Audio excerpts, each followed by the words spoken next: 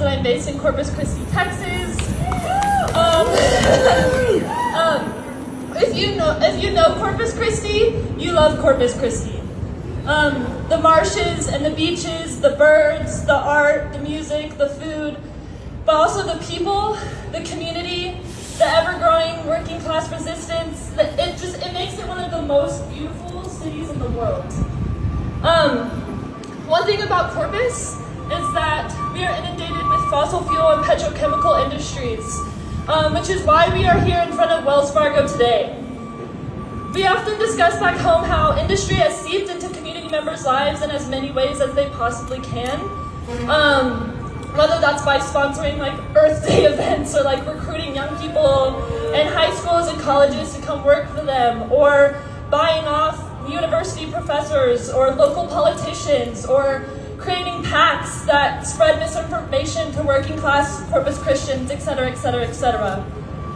However, the resilience, the solidarity, and the love that seeped from community members of Corpus Christi and all of the Gulf South will forever be stronger than any corporation's attempt to buy us off or silence our movement for environmental justice. That's right! That's right! We are here at Wells Fargo's doorsteps today because they are one of the top 5 largest fossil fuel finance banks. They have financed over $40 billion in fossil fuel expansion projects in 2024. Boo! In the Gulf South, where I and so many beautiful people here are today call home. And if you aren't from the Gulf South, I encourage you to meet somebody from their Gulf South contingency, because they're the most beautiful people you'll ever meet. So the specific projects that Wells Fargo funds include Calcasieu Pass LNG, Port Arthur, Sabine Pass, and many more, including Corpus Christi's Cheniere LNG. Back home, Cheniere is the largest exporter of LNG in the nation and is known for lighting up the night sky over Corpus Christi Bay in orange with its up to 80-foot flares, which many community members call the Eye of Sauron. Cheniere continuously exceeds the regulatory agency's air pollution permit limits in a state that is already incredibly lax with these regulations, and they get millions of dollars of tax breaks. Currently, our city is in a manufactured water crisis, as heavy industry uses 80% of our water. Our city council, which is historically bought out by heavy industry, wants to build a desalination plant in our predominantly black and brown neighborhood of Hillcrest to secure more water for the very fossil fuel facilities that have put us in the manufactured water crisis to begin with. The city is making the residents pay for a $1.2 billion desalination plant, and guess who is paying nothing?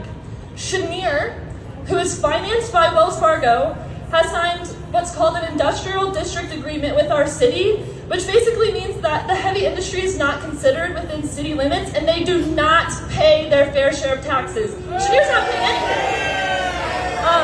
So the burden is left on working class people. And yeah, like I said, Cheniere is financed by Wells Fargo, which is why we are all here today.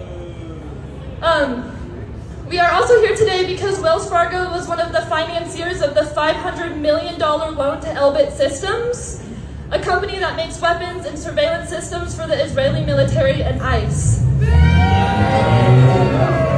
Wells Fargo is also the lead banker on a $500 million line of credit to Palantir, a tech company that provides AI targeting technology that works both with ICE and so-called Israel to murder hundreds of thousands of Palestinians.